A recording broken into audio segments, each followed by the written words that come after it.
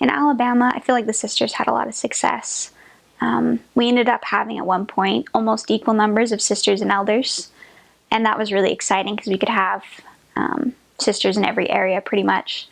And the members just loved us. I feel like they responded so well to how the sisters were doing the work. And people, I think, are less threatened by sisters. Like if we were out at a store, people, they would avoid the elders because they knew the elders and knew they didn't want to talk to them. But we looked more normal, I guess, or less intimidating because they were always willing to talk to us.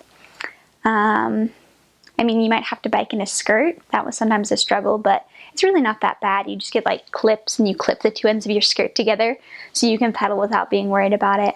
But I think a lot of sisters go out into the mission field not really prepared, and that's why there are a lot of sisters who don't serve the whole year and a half but go home a bit early. And I think just being aware that it's really hard, and that there are days that you maybe don't want to do missionary work, but you've agreed to be a missionary and you need to kind of be prepared to grin and bear it and do your best anyway. But I think really keeping that perspective that you can do hard things, that even if it's tough right now, it's going to come to an end eventually. You're not always going to be struggling like this. If you're having a hard time, it's going to get better. And it always does.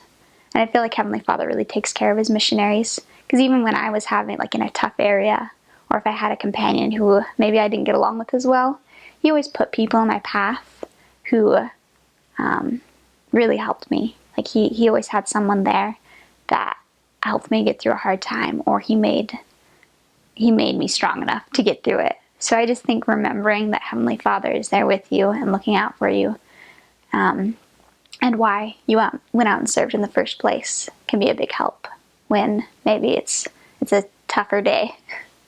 But yeah, that'd be my advice. Alabama is very humid. Whether it's summer or winter, it's very moist in the air. And in the summertime, it gets really hot and really humid. So you can pretty much count on looking like a mess.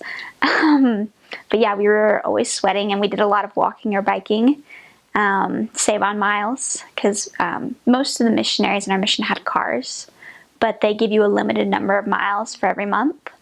So we had enough miles to get to our meetings and things like that, some of the really far out areas, but most days we were on foot or on bike.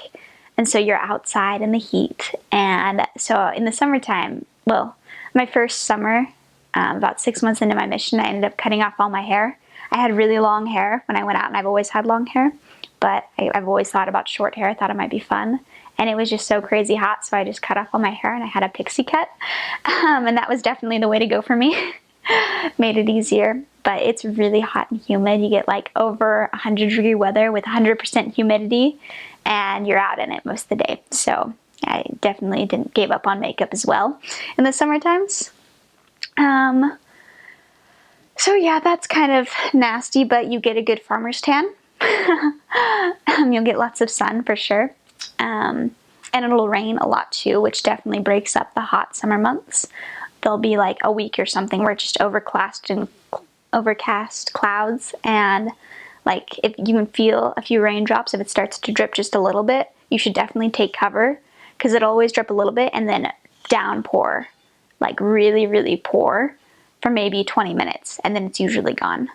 And then it's usually fine for the rest of the day. Occasionally it'll be longer than that, but usually you can, if it starts to drip on you, just take cover right then, because it's going to start pouring.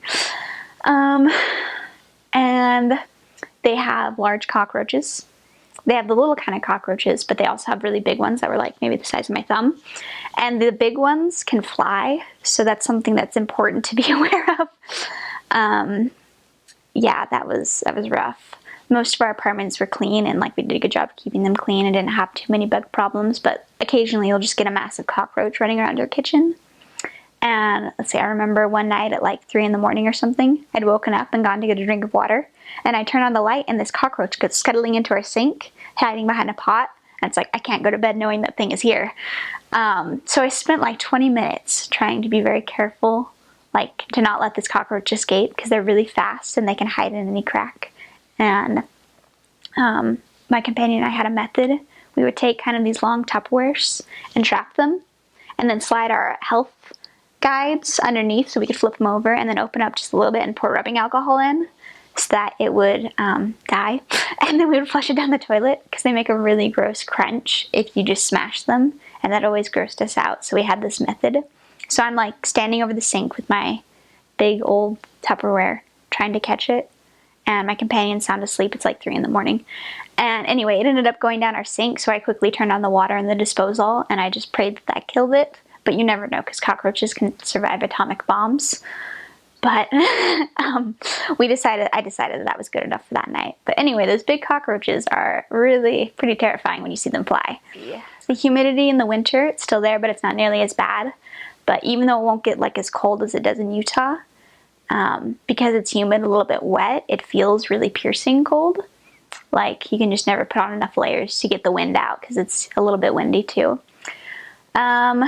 But it's not as cold as it gets in Utah. Most likely it won't snow too much on you, and if it does snow, the whole town will shut down for days until the ice clears because no one knows how to drive in the snow. But yeah, winters are usually pretty mild. The summers are really hot and humid, but you drink lots of water and you're fine.